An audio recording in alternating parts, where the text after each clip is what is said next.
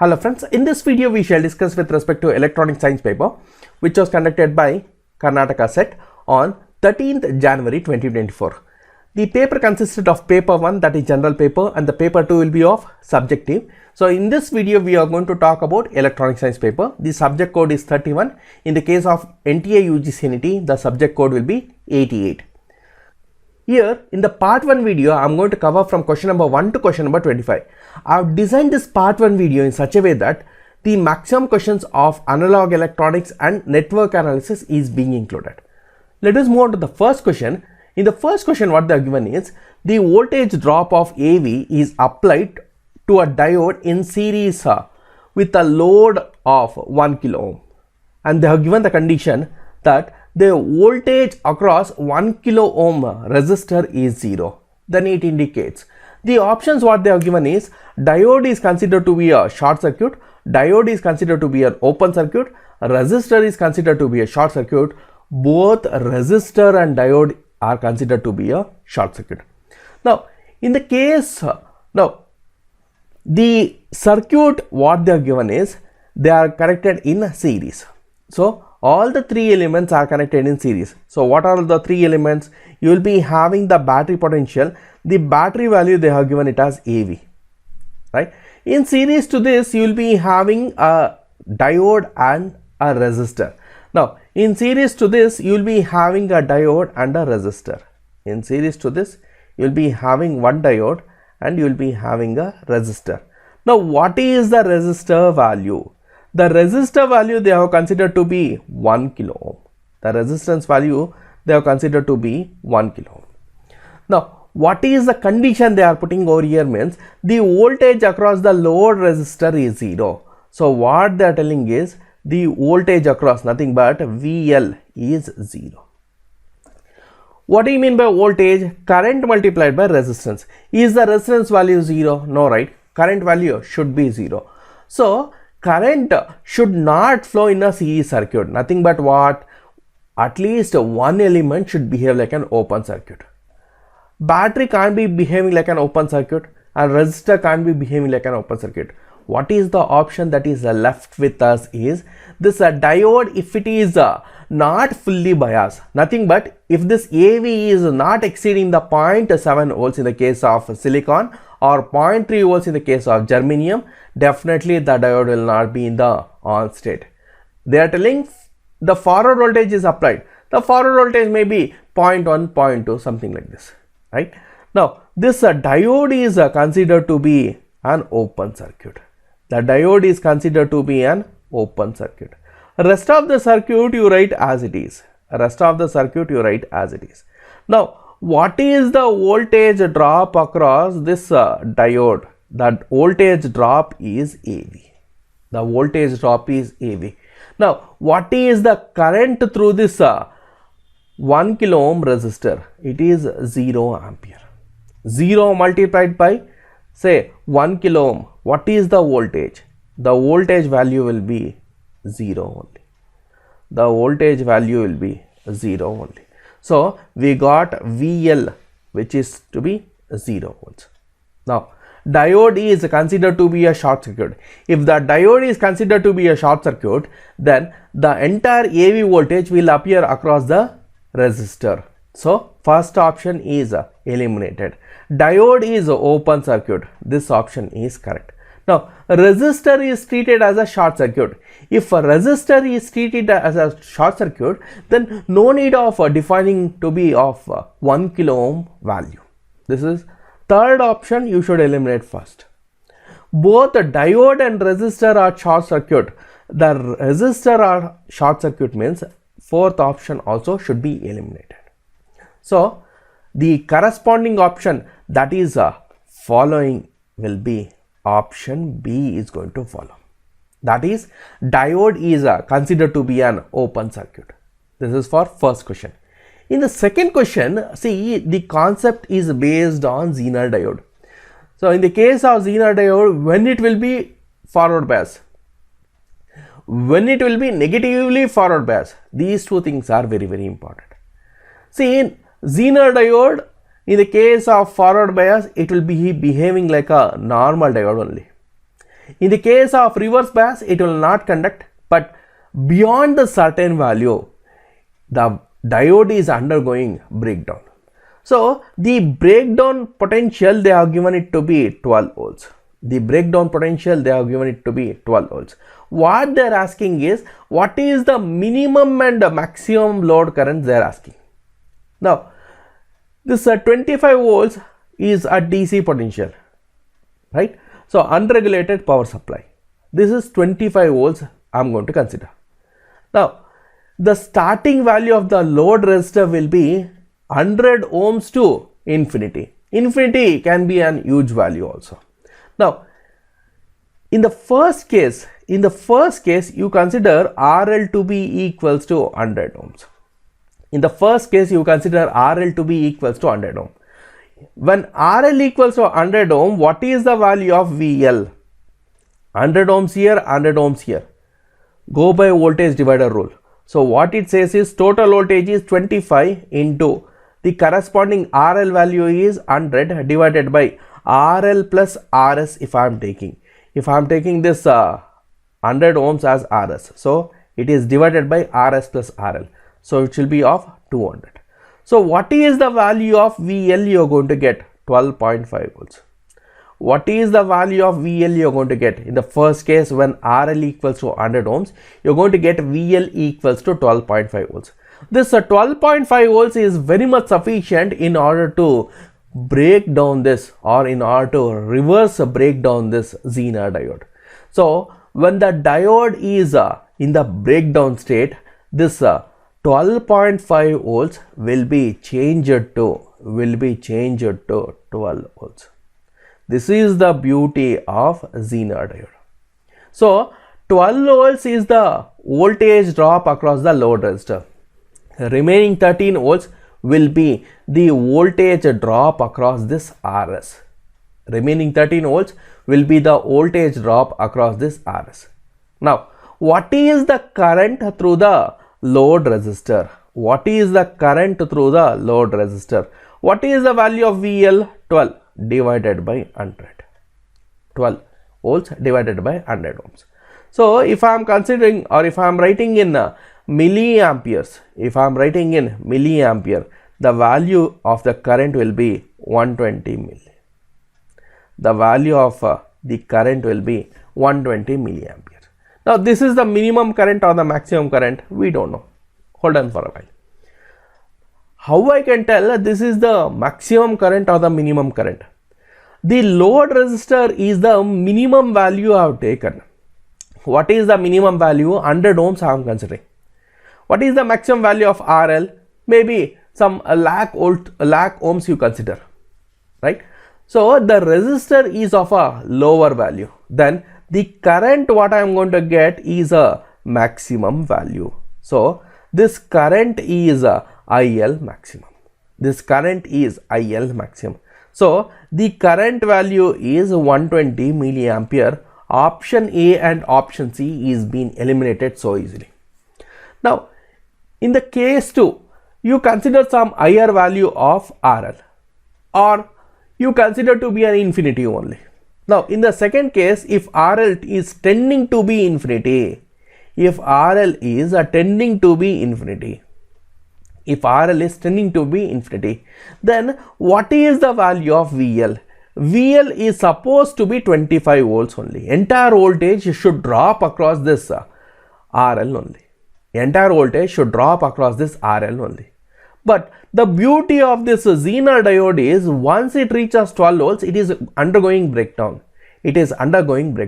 So this 12 volts is being changed to, this 25 volts is being changed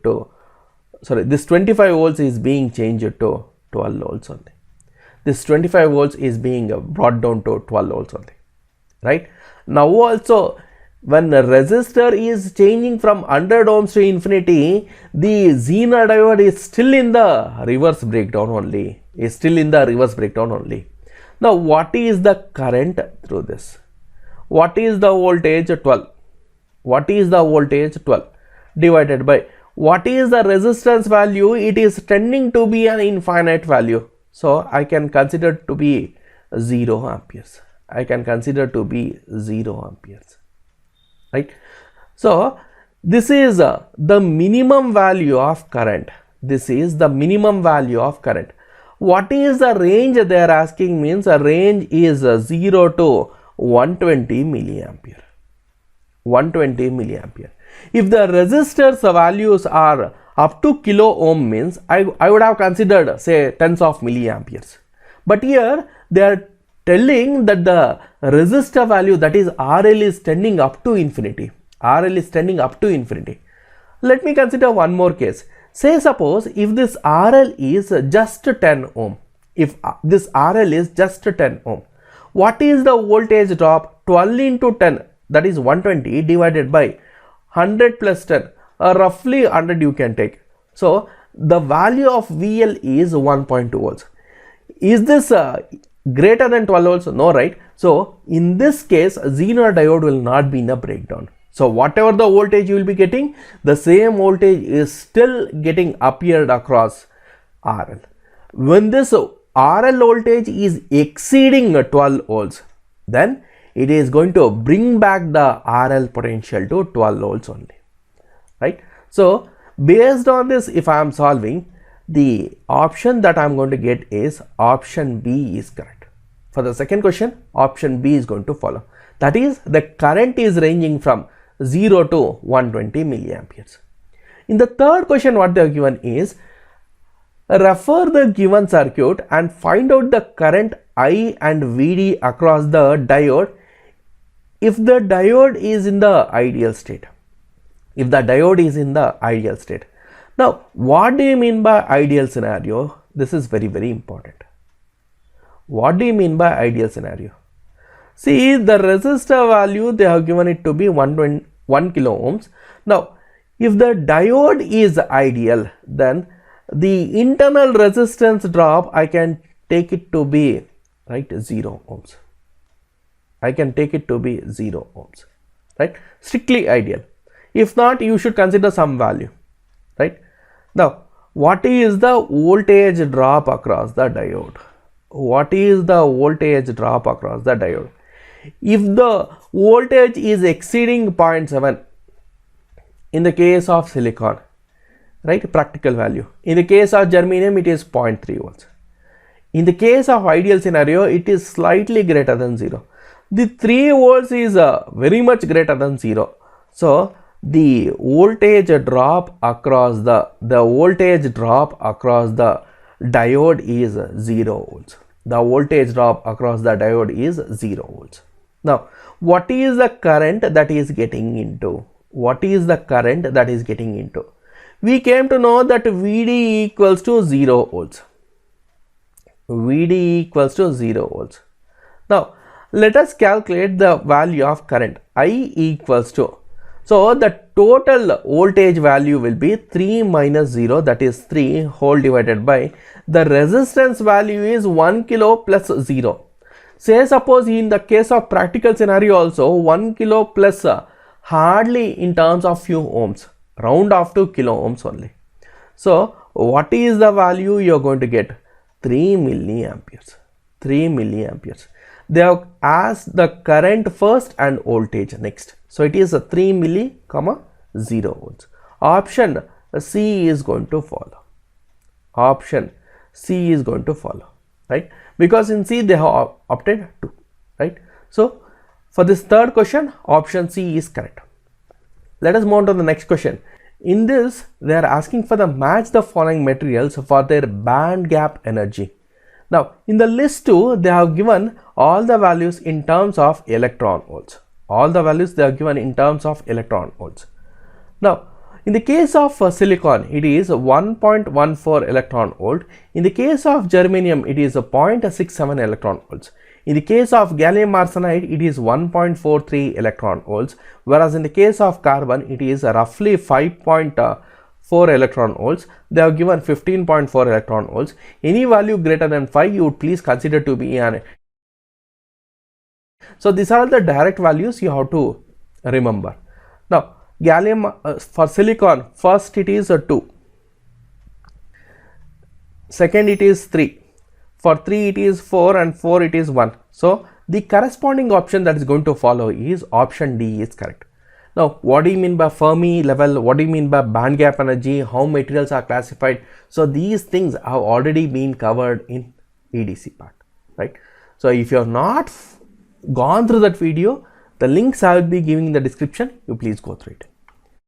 Moving on to the next question, with reference to the given circuit, the voltage V0 will be 0 when, now look at the things, when you are going to get V0 value will be equal to 0. So the potential what they have applied is VA and VB. For the diode to conduct, so let me consider the diode to be something like an ideal scenario. If VA and VB is greater than, say suppose 0, then the output will be greater than 0. Now, the diodes are not conducting, nothing but what? Diode is open circuit. When the diodes are open circuit, no any current will be flowing. When no any current flows, then the voltage drop across the load resistor R is 0, right? So both the diodes should be in the off state. Say suppose if D1 is on, then you will be getting V0 potential. If D2 is on, then you will be getting V0 potential. If both are on, then also you will be getting V0 potential. So in this case, what you should have is both D1 and D2 should be in the off state. When it is in the off state, it will be behaving like an open circuit. It will be behaving like an open circuit, right? So 4 means what? Option D is going to follow. Option D is going to follow. Moving on to the next question, what they are given is, you have to arrange the following materials based on valence electrons in the increasing order they are asking. Now, for silicon, what is the outermost valence electron? Outermost is nothing but valence. So in the case of silicon, it is 4. So I have written 4. So silicon should be at the last. Silicon should be at the last, right? Now in the case of aluminum, it is 3. In the case of aluminum, it is 3. So it should be 1. So you can opt for option B. In the case of calcium, it is 2. In the case of hydrogen, it is 1. So it should be 4, 2, 1, 3, nothing but which option is going to follow? Option B is going to be followed. So these are all something like direct values we have to remember. In the case of series RLC circuit, the circuit is under resonance, they are telling.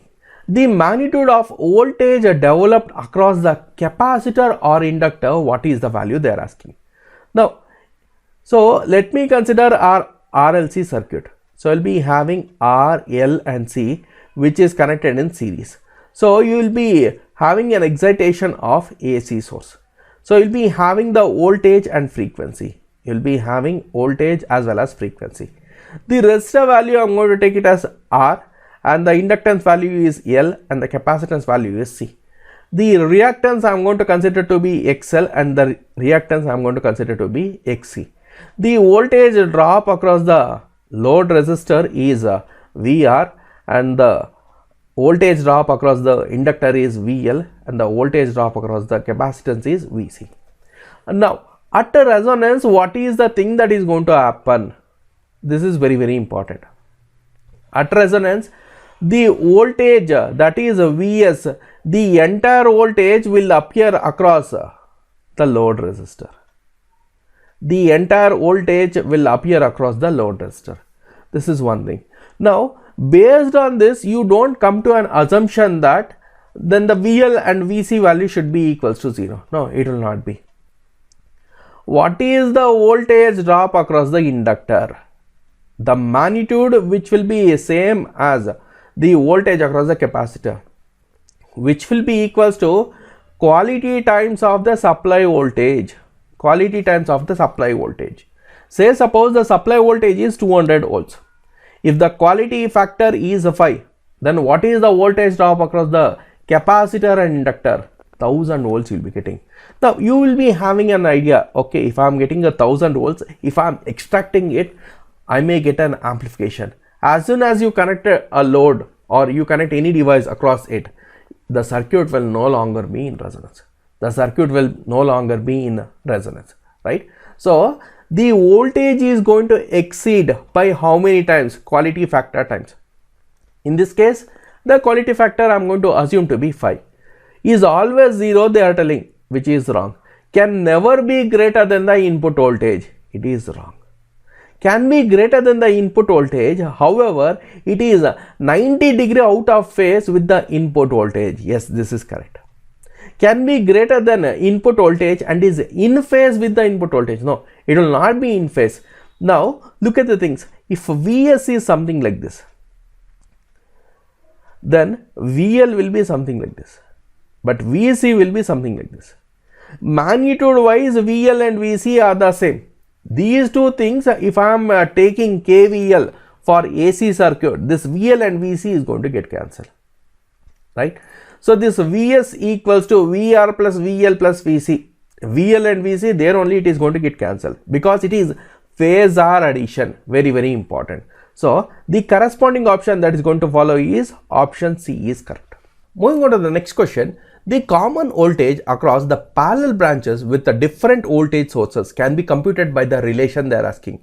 Now, V equals to V1 divided by R1 plus V2 divided by R2 plus V3 divided by R3, which is something like summation I times of R you will be getting, right?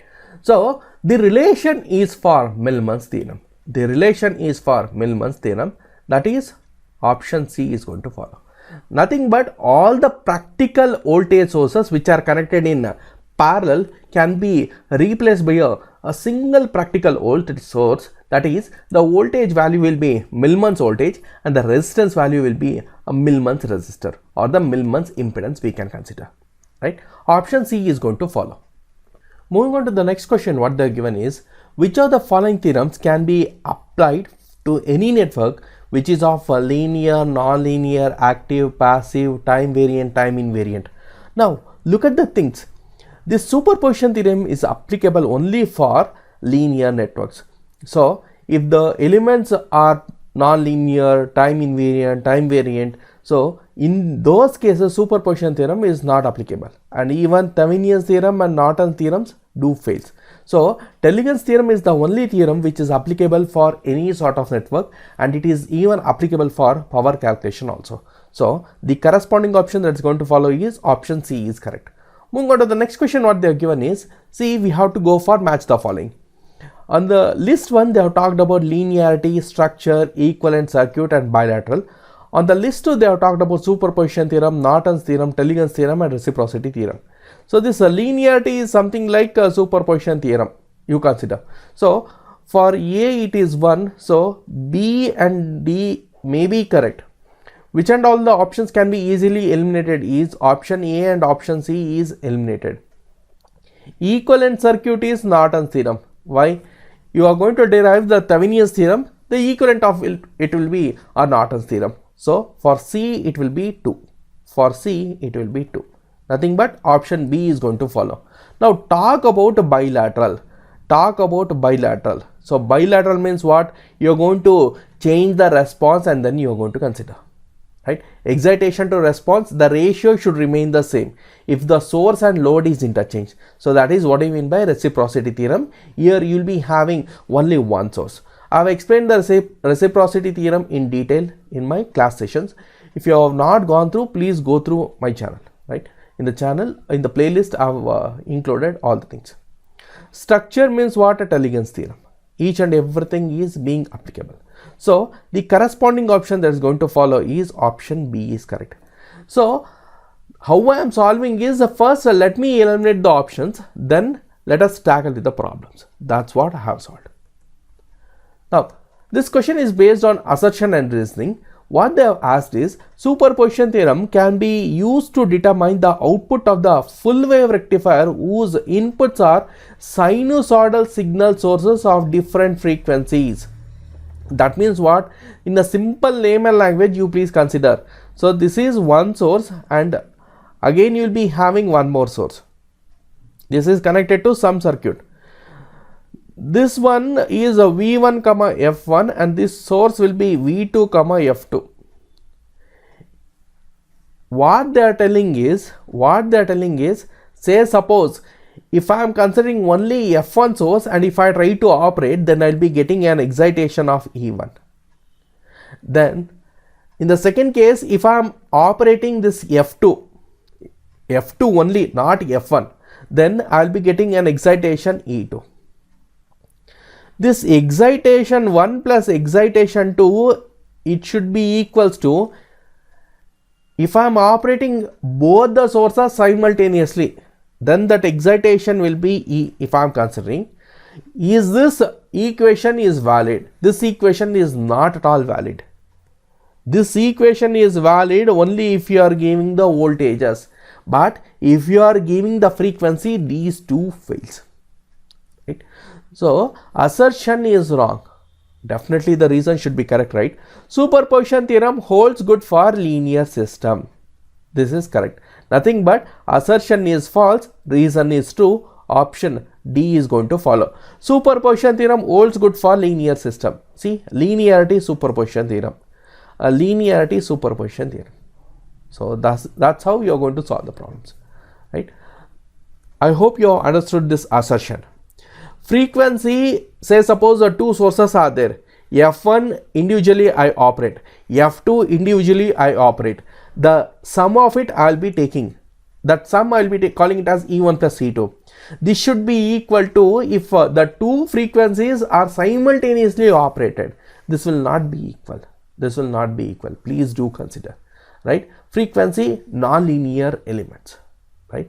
Frequency, it is something like a non-linear signal elements, like that you consider. So assertion is wrong and the reason is true. For the practical op-amp, I have explained this one n number of times. In the case of MU-A741, in the basic lectures only I have explained. In the case of ideal scenario and in the case of practical scenario, which and all the things you have to consider. See, first is a bandwidth you consider. In the case of ideal scenario, it will be infinite. In the case of practical scenario, it will be of a large value. Say suppose in the order of mega you consider.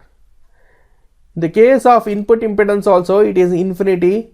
Here it will be large, say suppose mega ohms. In the case of output impedance, if I am considering, it will be 0, but here it will not be equal to 0. It will be from 50 to 100 ohms. 50 to 100 ohms. Right? Next, CMRR ratio is infinity. Here it will be an high value. Gain also, you need to talk about open loop gain and closed loop gain you consider. Gain here is infinity. Here it will be of the order of 10 power 5 to 10 power 6. Right? Now you have to talk about sleeve rate and you have to talk about power supply rejection ratio also. You have to talk about input and output offset current, and you have to talk about input and output offset voltages also. And few of the parameters are there that we have to consider. Now look at the things. In the case of practical op-amp, bandwidth is an, right? In the case of practical op-amp, bandwidth is an value which is of the order of 10 power 6, nothing but high, but not equals to infinity. In the case of ideal scenario, it will be an infinite value.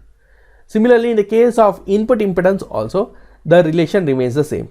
So in the case of practical op-amp, the major deviation from the ideal op-amp is Ri is not equals to infinity. This is correct. Ri is not equals to infinity. So option 1 I have eliminated easily.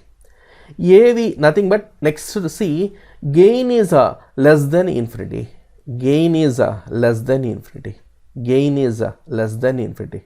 Right? Next, look at the things. R0 is equals to 0, they are telling. In the case of practical scenario, R0 is greater than 0 and not equals to 0. So option D is correct. Corresponding option that is going to follow is option D is correct.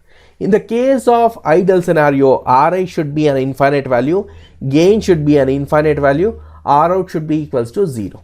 In the case of practical scenario, Ri should be less than infinity or not equals to infinity, gain should be less than infinity or not equals to infinity, R0 should be greater than 0 or not equals to 0 also, right? So based on this, if I am solving, it is option D that is going to follow.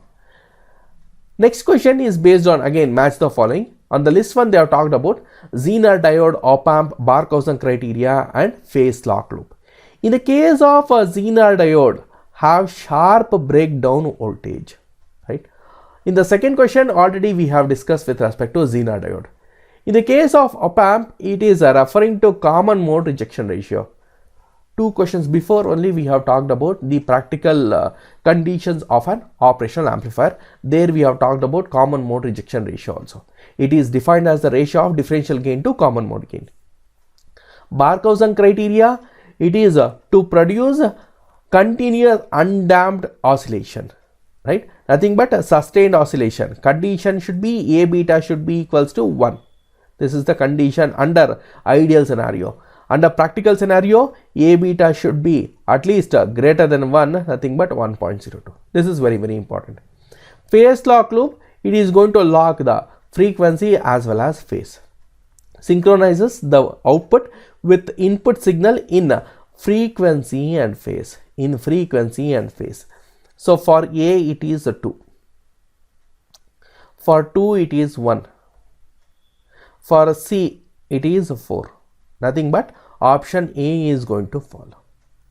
Option A is going to follow. Very, very important. Next question is also based on match the following. Peak inverse voltage of a diode in the case of bridge rectifier is Vm. In the case of full wave rectifier it is 2 Vm, and in the case of half wave bridge rectifier it is Vm only. Very, very important. Don't write it as 2 Vm. So for A it is 2. Straight away you will be getting the answer. See, unipolar means what? Now look at the things. Unipolar means what? FET, right? FET. Now clamper, it is going to add a DC level to the AC signal. VD plus VR, like that you are going to write, right? So the clamper, it is going to add a DC level to the AC signal. Butterworth filter, you will be having the smooth response both in pass band and stop band, right? But you will be having the ripples in the Chebyshev filter. In the case of Chebyshev filter, you will be having type 1 and type 2 filter. One you will be having the ripples in the case of pass band, and the other will be having the ripples in the case of stop band. Very, very important. So based on this, if I am solving, I am going to get option A as correct. Next question. Which of the following can be used as a wave shaping circuit? Wave shaping circuit, Schmitt trigger is used. Any irregular waveform can be converted to sinusoidal or some square waveforms, right? So wave shaping, Schmitt trigger is correct. So 4 is correct. Nothing but option B is correct. Even rectifier is also used, right? Rectifier is also considered to be a wave shaping circuit. You will be having AC signal which will be converted to pulsating DC. Which will be converted to pulsating DC, right? So option B is going to follow. That is rectifiers and Schmitt trigger. Rectifiers and Schmitt trigger. You talk about peak detectors, no. You talk about clipping circuits, it is also no, right? So in the case of clippers, you will be having positive clipper, negative clipper, and double-ended clipper. In the case of clamper, you will be having positive clamper or double-ended clamper, but not both. Clamper means what? It is going to shift the signal either to upside or downside. Nothing but on the positive side or on the negative side. Next question. What is the primary application of a voltage comparator? Voltage comparator, it is going to compare two voltage signals. Nothing but comparing two input signal voltages. Nothing but option C is going to follow. You are having the, say suppose you are having some signal. It is going to compare with respect to some reference signal. It is going to compare with respect to some reference signal, right? So option C is going to follow. Comparing two input signal voltages. Here one input I am going to consider to be a reference voltage only. Moving on to the next question. So this question is very, very important. This question, see, you are very much familiar with respect to ring counter and Johnson counter. In the case of ring counter, you will be having the feedback that is fed from Q itself. And in the case of Johnson counter, you will be feeding from Q bar. Nothing but, look at the things. Say suppose if I am considering a 4-bit Johnson counter. If I am considering a 4-bit Johnson counter, you will be having a Q and you will be having Q bar. You will be having Q and you will be having Q bar. Now all the clock connections you give. Then from Q bar to input you are going to feed. In the case of ring counter, from Q itself you are going to feed to input. Here for simplicity you can consider D flip-flop design, or if you want to consider you can go for T flip-flop. You can go for SR or you can go for JK also. For simplicity purpose I have considered to be a D flip-flop, right? Clock connections you give. Now the first stage or the first input what I am going to give is 0 0 0 0. Nothing but hexadecimal equivalent, it is 0. Now the last bit I am going to invert. The last value I am going to invert and then I am going to feed. Here I am going to get 1 0 0 0. 1 0 0 0 means what? 8. Next complement you have to take double 1 double 0, right? Say suppose this decimal value if I am writing, then it will be 12. Hexadecimal it will be C, equivalent value will be 12. Then again you have to complement. So what you will be getting? 14. Next again you are going to complement. What is the value you are going to get? 15. Next one complement you are going to get it as 0. 0 triple 1 means what? 7. One complement you have to take, that is 0. Then you have to shift the value. Then you are going to get what? 3. So these values are being shifted. These values are being shifted. This is the procedure how to find the next sequence in the case of Johnson counter. Then here you will be getting 0 0 0 1. So this value will be 1. Then again the value will be 0. It will be 0. This sequence repeats. This sequence repeats. So what is the value? 0 8 12 14 15 7 3 1 0. Option C is going to follow. Moving on to the next question. The question is based on the match the following. On the list 1 they have talked about flash ADC, dual slope ADC, successive approximation register ADC, sigma delta ADC. On the list 2 they have talked about analog integration coding, medium resolution, slow due to oversampling and highest power consumption. Now in the case of flash A to D converter, it is highest power consumption. Why I am telling is the number of comparators used is 2 power n minus 1. So in the case of comparator, one signal is the reference signal and the second one will be your input signal. So for A it is 4. Option A and option D is eliminated. Now slow due to oversampling. Slow is which one? The slowest A to D converter is a dual slope A to D converter or integrating type controller. So for 2 it is 3. For 2 it is 3. Now this successive approximation register A to D and the sigma delta A to D converter. Successive approximation register you will be having medium resolution, right? So for C it is a 2. And sigma delta A to D is what? Analog integration encoding. Analog integration encoding. So the corresponding option that is going to follow is option C is correct. Moving on to the next question, what they are given is a microprocessor 8051 they are telling. See, please correct it. It is a microcontroller. Please correct it. It is a microcontroller. Microcontroller 8051 has 4 register banks. Yes, bank 0, bank 1, bank 2, bank 3. Assertion is correct. 8051 again, this is microcontroller, has 2 ports they are telling. Sorry, it will be having 4 ports. It will be having 4 ports. So the assertion is correct and the reason is false. The assertion is correct and the reason is false, right? Option C is going to follow. Lots of good questions they have asked from microcontroller 8051. So the microcontroller questions I will be discussing in next part of the video. Next question, see, this is the basic questions from EMTL, right? First, curl H equals to JC, conduction current plus diffusion current. So this is what? Ampere's law. JC only will be having means it is Ampere's law. You are going to talk about the diffusion current, so it is referred as modified Ampere's law. Correct. So for A it is 3.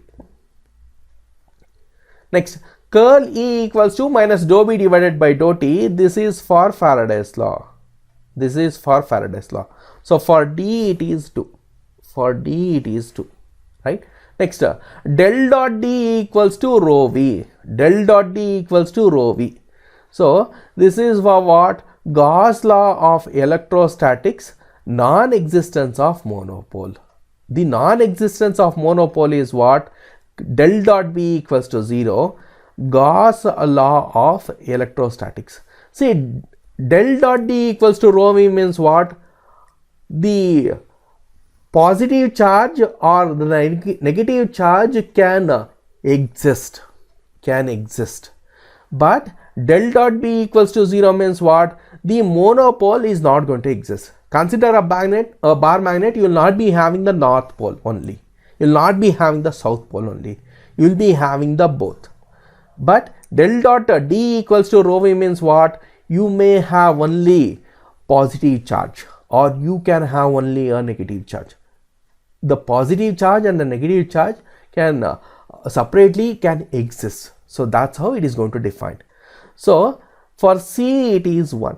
Nothing but option B is going to follow. Option B is going to follow. Next question. See, what combination of characteristics best describes the triac? Now, the symbol of triac will be something like this. The symbol of triac will be something like this, right? So you will be having the current sources also. The current can get into or the current can get out also, right? This is very, very important. Now, it is bidirectional current flow. Yes, it is bidirectional current flow. Unidirectional you can eliminate. Unidirectional you can eliminate so easily.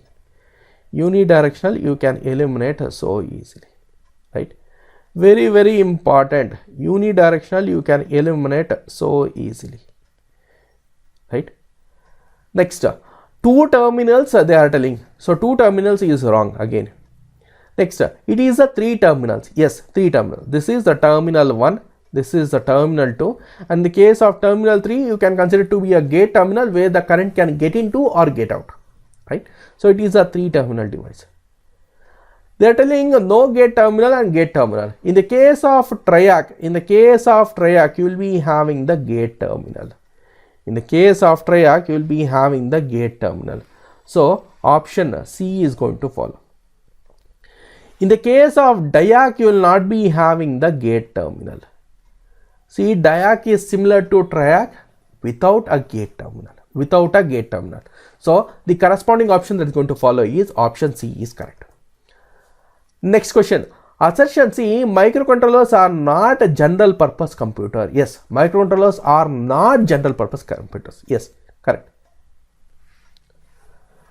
Next question, assertion and reasoning. What they are asking is microcontrollers are not general purpose computer. Yes, microcontrollers are not general purpose computer. Microprocessors are general purpose computer. The microcontrollers are designed in such a way that it is used to perform a dedicated task only. Yes, this is correct. It is used to perform a dedicated task only. So assertion is also correct and reason is also correct, and reason is also giving the proper explanation for assertion. So option A is going to follow.